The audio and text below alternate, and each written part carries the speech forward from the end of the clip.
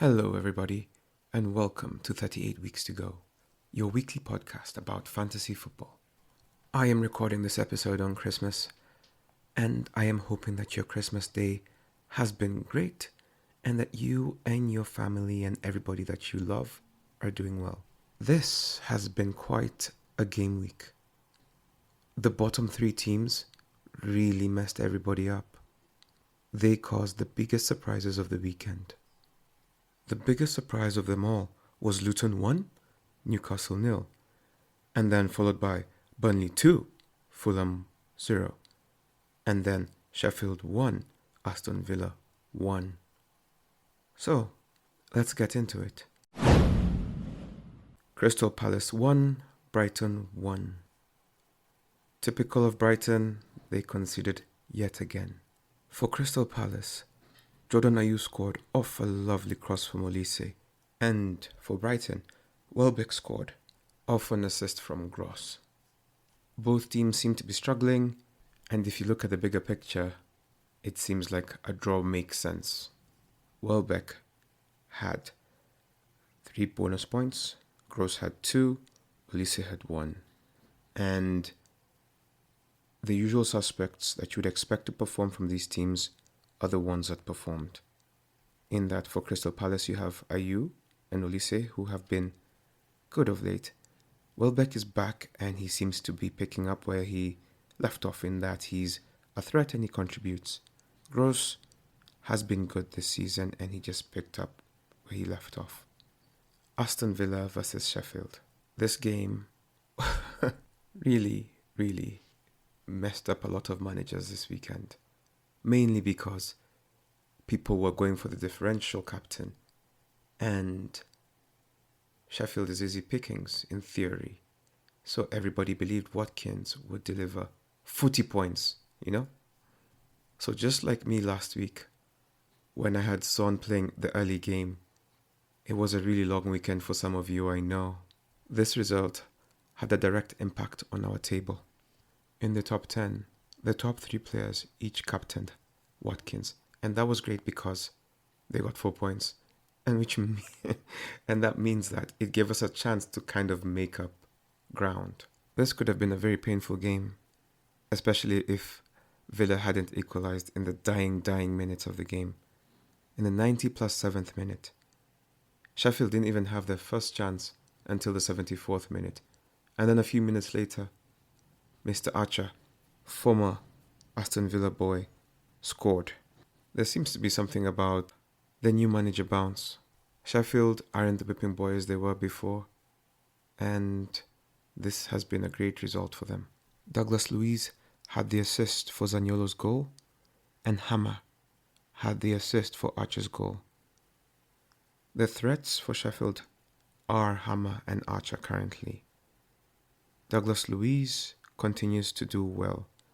Aston Villa saved their home record with this, and Aston Villa will be happy to leave with a draw.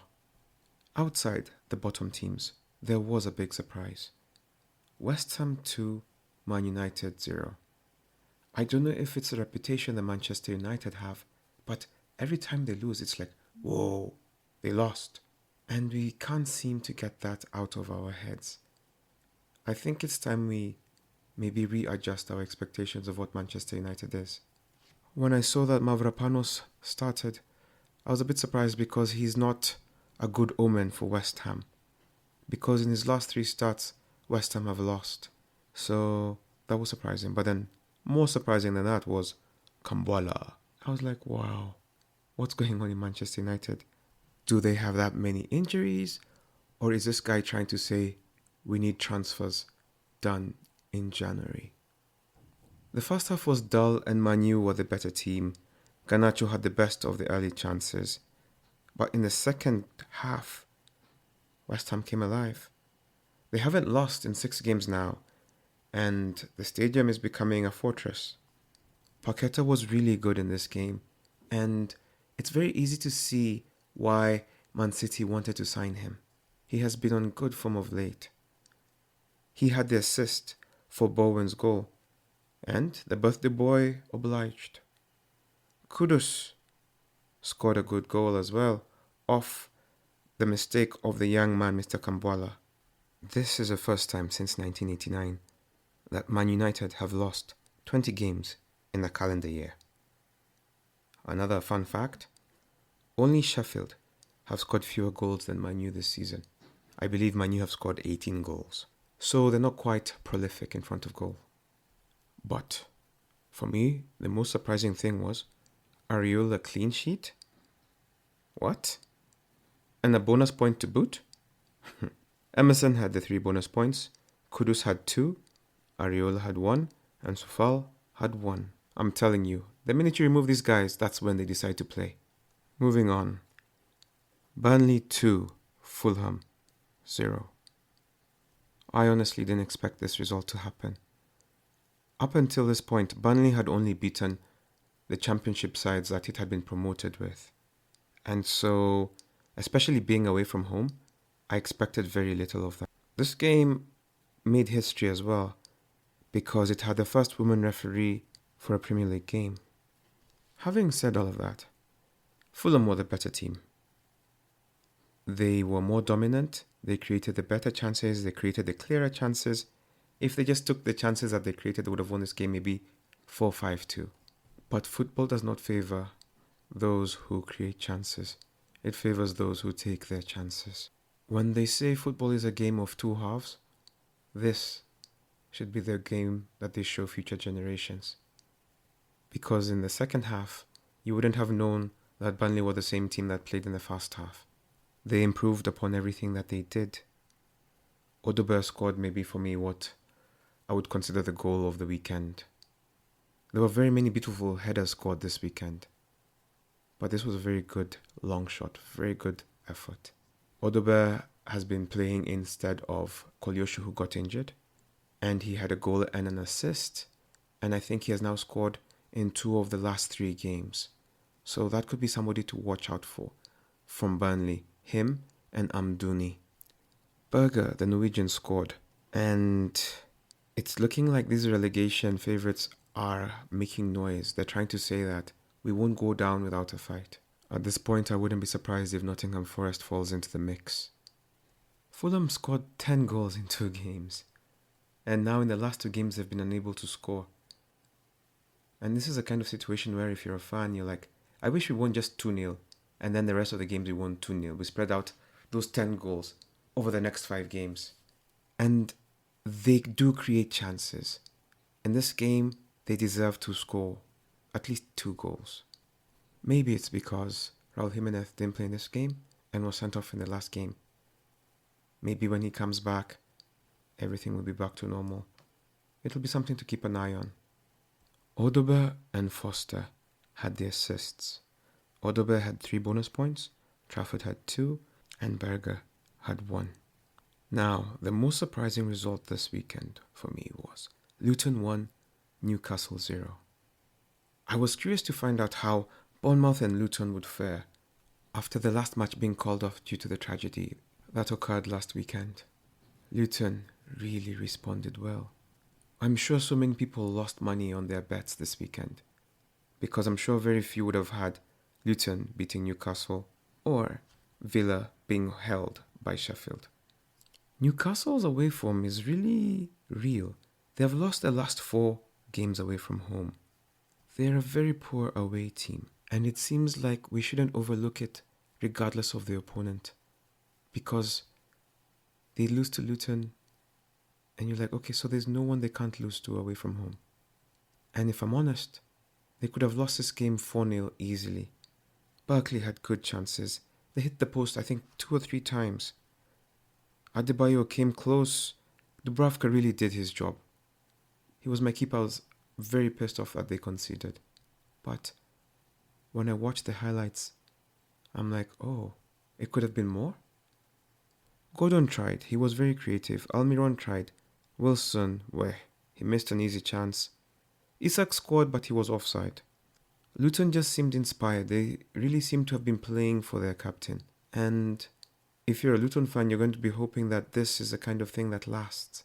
Because if it does, they would definitely escape relegation. I'm beginning to wonder now if I should still keep my faith in the man called Trippier, because he's quite expensive. and the rest of the backline is quite affordable, at least relatively speaking. Doherty had 3 bonus points, and he's been sneaky good, and he would be a perfect differential. Townsend also got 3 bonus points, and Bell got 1. Bournemouth 3, Nottingham Forest 2. In the previous podcast, I spoke about Cooper needing a victory in this game because his job was on the ropes. Well, in between that last podcast and this one, he got sacked, and Nuno Espirito Santo was hired in his place. I had already made my team, so I was fearing that the new manager bounce would take place. From a fantasy perspective, it seems like Elanga, Wood, Gibbs-White are people he will be going forward with, especially since they performed in his first game. Solanke was in good form and he had a hat-trick, his first career hat-trick. Billing had an assist, Senesi had an assist, and Smith had an assist. Elanga and Wood scored off assists from Gibbs-White and Wood. So if you're looking to get into Nottingham Forest players, those are your players. And the Bournemouth players remain the same. Because I feel like every episode I'm talking about Solanke, Billing, Senesi, Smith. Well, I've not spoken about Smith, but Tavernier. It must be said that Forest had a very unlucky red card, and that affected the game. The new manager bounce may take effect in the next one. I believe if they appeal that red card, they will be able to get it overturned. Guys, it's time to jump onto that Solanke bandwagon. Welcome. Karibu. Solanke had 3 bonus points, Wood had 2, and Senesi had 1. Senesi is sneaky good. Spurs 2, Everton 1. It was really good to see Andre Gomes back in football. He has been very unlucky in his career. I feel like the last time I saw him playing football, he left stretchered crying. So I'm very happy that he's back, and I'm very happy that he was amongst the goals. I hope he's more fortunate with injuries, in that he doesn't get them this time round. Because remember Betancourt a few matches ago, he came on his first game and he got injured by Matty Cash. Richarlison continues his goal-scoring form. I think it's 3 and 4 now, or rather 4 goals in 3 games. Johnson got 2 goals. We spoke about him. He had been in a concussion, but he's fine now. And he's joined and he's back and he's creative. And Spurs scored 2 goals off him.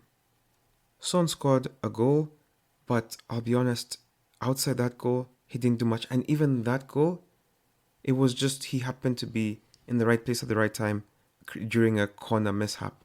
He has scored 11 goals, and that already overtakes his previous tally in the season before. Udoji and Bissouma were suspended for this game, so for them to win, that was quite a feat. Because outside those 2 goals, they were second best. Everton was so dangerous. They created so many chances. They created clear chances. Only Kulevski, after those 2 goals, was doing anything for Tottenham. If it wasn't for Vicario, they would have lost this game. Son was my captain, so I was very happy with this victory. He repaid my faith in him for doing nothing last week. Emerson Royal got 3 bonus points, Vicario got 2, and Johnson got 1. Liverpool versus Arsenal. This was the main event on Saturday night. I thought it would be a game which would be a draw or a 1-0 or a 2-0 to one of them. It ended up being a draw. When Gabriel scored early, I was shocked and I thought, oh, okay. Maybe Arsenal really are who they say they are. But then I was like, Liverpool are comeback kids this season. And they've only lost 1 game after conceding the first goal, despite going behind and I think about 9 or 10 matches. They have won 19 points from losing positions. And they're the best in the Premier League this season at doing that. So if a comeback was coming, I was like, okay, for Liverpool to win, they need to score 2. Or rather, a minimum of 2. They ended up scoring 1 thanks to a beautiful goal from Salah. Off a lovely assist from Trent Alexander-Arnold, who is really making me want to get rid of Trippier to just exchange them and lose some points somewhere. From a fantasy perspective, Tsimikas got injured by Saka. Saka was very lucky not to be sent off in this game. He has blanked in the last 3 game weeks, and I'm wondering how you Saka holders are feeling right now. Is it time to sell, or how many more games before you let go of him? Because he's quickly turning into quite an expensive asset.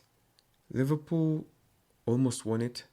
Off a counter, Salah made the right decision, gave the ball to Trent. Trent will feel unlucky that his effort went off the bar, and that was the game. Odegaard had the assist for the goal. Odegaard had 3 bonus points. Gabriel, the goal scorer, had 2, and Salah had 1 bonus point. Moving on. Wolves 2, Chelsea 1. I don't understand why the Premier League structures their games or fixtures the way they do. So they had 1 game on Thursday, 1 game on Friday, then 1, 2, 3, 4, 5, 6 on Saturday, and then 1 on Sunday.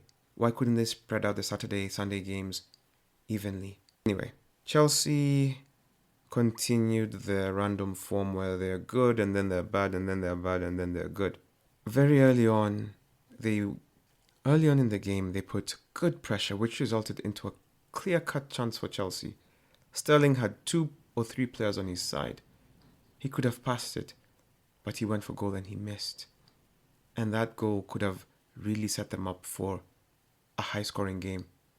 Instead, in spite of their chances and their hard work, they lost this game. Lemina and Doherty scored for Wolves, and Chelsea new boy Nkunku got his first goal for Chelsea. Now that Nkunku is back, it's harder to know who will be playing for Chelsea. But he could be a good signing to have. At least Palmer will have some help.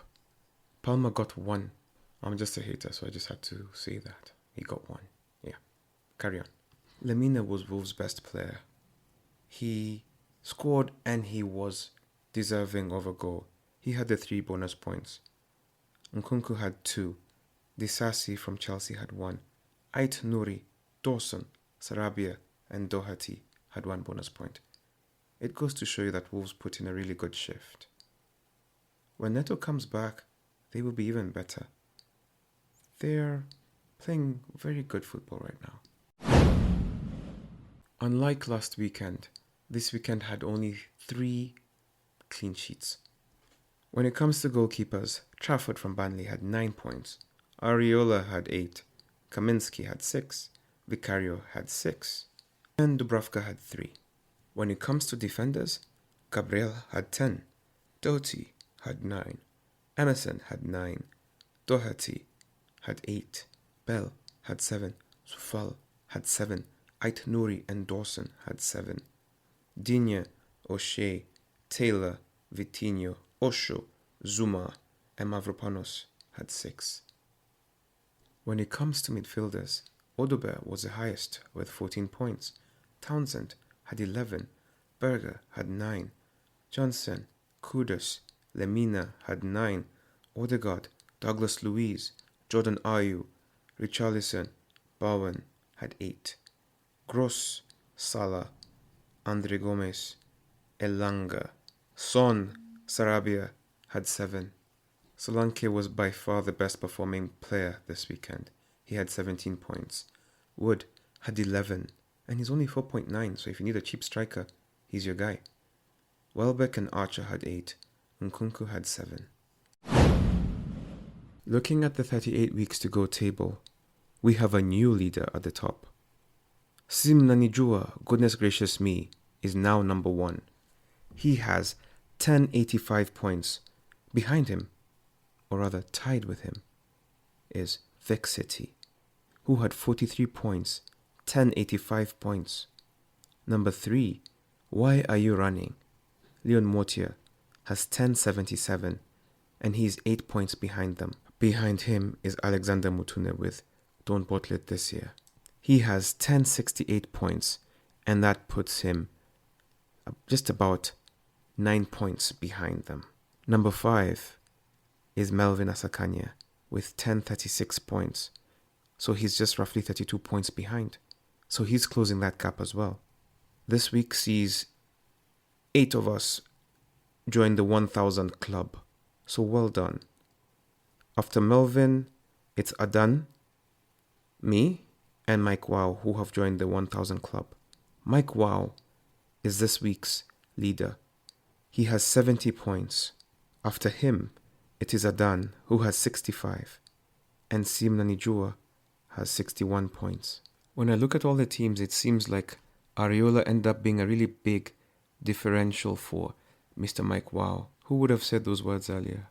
Areola and differential, that is positive. Everyone who had good points had Solanke in their team.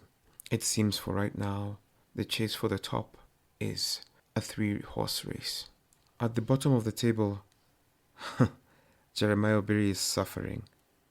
Now that Haaland is injured and he didn't even play, his vice-captain is Rashford. And the injuries are piling up, and he got 13 points.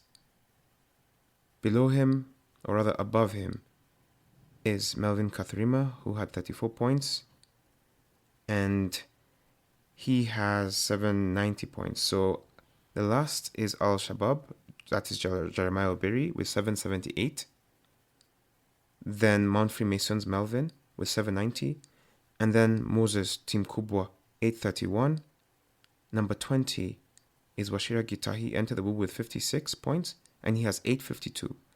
So you see, 22 to 21 is about 40 points, and then 21 to 20 is 21 points. And then number 19 has 861, and number 18 has 870. And then moving from number 18 to 17 is 31 points. So even at this bottom, there are gaps forming. Today is Christmas Day. It'll be Boxing Day when you see this, or rather when this message is available. The message is, make your teams. This is going to be one game where I am sure a lot of people will mess up. There's not going to even be any time for an interview, so I'm really sorry, Mike. We're just going to say now, you and Tune have 3 victories each, and now you're joint top. On top of the games being tomorrow, there's an early kickoff. Newcastle versus Nottingham Forest. Newcastle are good at home, but their form has been wobbly of late. Nottingham Forest have a new manager, and there's a possibility the new manager bounce will take effect. I believe Nottingham will be up for a challenge, and they will give Newcastle a run for their money. Newcastle are a different beast at home, so they will be better than they showed against Luton.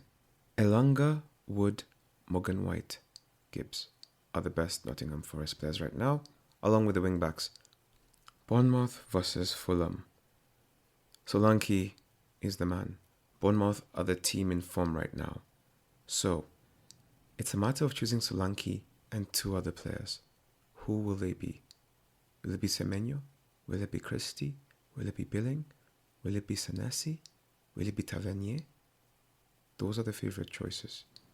Choose wisely. Fulham, it's not clear what's going on with them. In the last 2 games they've blanked, and in the 2 games before that they've scored 10 goals. So I would say they're the half team in form right now, if Bournemouth are the team in form. Iwobi, Pereira, Palhinha, Robinson are their best players right now. Willian, of course. Raul Jimenez is still missing because of the suspension, because of the red card. So they might be beaten 0 again, unless Iwobi does something about it. Sheffield versus Luton. Both teams need this victory. Both of them, not one of them. So I'm going to bank on Luton because they have better form of late, but Sheffield have a new manager and they're playing much better than they have been. From Sheffield, you have Archer, you have Hammer, you have McBurney, you have McAtee, and those are the strongest options from Sheffield. From Luton, you have Doughty, you have Adebayo, you have Barkley and Townsend, and Mengi and Brown. Liverpool versus Burnley. Liverpool are favourites for this game, and it's not even close. Salah is your favourite, go to option. Trent should be your second person to consider, and then you can pick your poison. I hope by now you're giving up on Nunez, because that is a serious concern. Tsimikas will be unavailable, so get him out of your teams. If Burnley get anything from this game, it will be through Odober and Amdouni, and maybe Rodriguez. That's as far as I would be willing to gamble on players from this team. Man United versus Aston Villa. Aston Villa playing away from home, so who knows. But Manchester United are home, but they're also not very good. I believe Aston Villa are the favourites for this game, and a combination of Watkins, Leon Bailey, Diaby, and Douglas Luiz should be good enough. For Man U, if you believe they will keep a clean sheet, it is Onana. Now, it's Evans, and I don't even know who will play now. I don't know who's back or if they'll be back.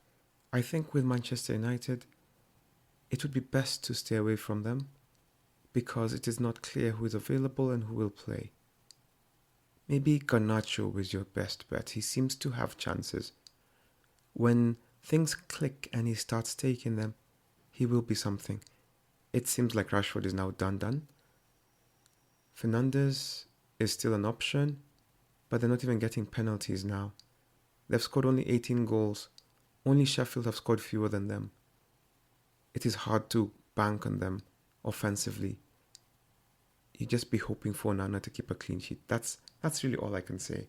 Manchester United defense. Gamble on them being hard to beat. Brentford will be back in action against Wolves after having a break. I believe they're still a bit undermanned. Wolves seem to be in good form, and I'm going to give the edge to Wolves. Sarabia is good. Cunha is good. Doherty scored recently, so maybe he is worth a look into. Cunha, of course, and of course the Korean guy, even if they have been a bit quiet of late. The last time Brentford played, they were beaten by Aston Villa, and Lewis Potter was the one who scored. Lewis Potter is playing in the position that Mbeumo scored, so it seems like the chances that fell to Mbeumo are falling to him, so he would be a good gamble. Wissa, Janelt, Mope was in good form, and those are just the players I would recommend from that team. And of course maybe a random defender, because they always seem to have a random defender scoring. Chelsea versus Crystal Palace. Chelsea are playing with seesaw form, so if they've drawn and lost in the last few games, maybe the victory is coming now. So based on that illogical logic, I am gambling on Chelsea to be the winners of this game because they have been losers in the last 2 games. That's all. Nothing complicated. Nkunku, Palmer, Sterling will be the better performers, and maybe Badiashile. Then for Crystal Palace, you have Olise, you have Ayew. You can try your luck with Mateta, even if he was quiet recently. If you believe in defensive returns, you might want to go with Anderson, or you may just want to do the opposite, get him out of your team. They're both in questionable forms, these 2 teams, and so it'll be quite interesting to see who prevails, Pochettino or Roy. Everton versus Manchester City. Manchester City are back after winning the World Club Championship 4-0 against Fluminense. Alvarez played well in that competition, so he'll be hoping to regain his form. We are unsure of Haaland's availability. I still have him. I let him start, and then I just put the first sub as the person who I'd want to replace him with. I'm a Haaland maximalist. Alvarez, Foden, Rico Lewis, Silva are the best bets. And Grealish, of course. What am I saying? Grealish. Grealish has scored in the last 3 games. So Grealish, of course. For Everton, Dwight McNeil, Doucouré is unavailable, so that makes me think that their chances are less of winning. But they will be dangerous. They will create. Manchester City have only kept 2 clean sheets in their last 13 games. So they can be gotten at. Dominic Calvert-Lewin has been underperforming, but his numbers look good. He's due a goal. Will this be the game? Will Mykolenko just do something? Is it going to be Harrison? Let's find out. Brighton versus Spurs. The Bissouma Derby. For Spurs, you really have maybe 3 or 4 choices. You have Richarlison, you have Kululevsky, you have Son, you have Pedro Porro. Anyone else comes after those guys. And the fifth one should be Vicario. For Brighton, Welbeck, Gross, Adingra, that's really it right now. They will concede. It's just a matter of which Tottenham player will score. Arsenal versus West Ham. This will be the final game of the weekend. And by weekend, I mean game week. Arsenal are the leaders of the table. And of late, Odegaard has been creating chances. Gabriel Jesus, Martinelli, who else? I guess Saka, you can't really rule him out. They met recently in the cup, but that doesn't really count. West Ham were winners then. Maybe they have the template to beat them now? Arsenal didn't field their best team, so it's not clear what a result would be if both sides played their best teams. West Ham in the league have been unable to beat Arsenal. When they have a favourable result, it's a draw. Or when they don't have a favourable result, it's an Arsenal win. Arsenal in recent history have only been drawing or winning this fixture, and I believe that should continue. For West Ham, it is clear who their best players are now. You have Paqueta, you have Bowen, you have Kudus, you have James Ward-Prowse, and that's really it. From Arsenal, you have Odegaard, Saka, Martinelli, Gabriel Jesus, and then if you want, you can gamble on a defender like Saliba or Gabriel, who just scored. It should be a lively game either way. And when that game ends, we will be 19 games into the season, meaning we will have 19 game weeks left to go. How does it feel to be halfway done in the season? How has the first half of the season been? Are you ready for the second half? What will you do? Well, whatever you do, let's do it together. We have 19 weeks left to go. The pressure is going to get worse and worse. But take it 1 week at a time, and you will be just fine. I have been your host, Nash. Have a great game day. Bye.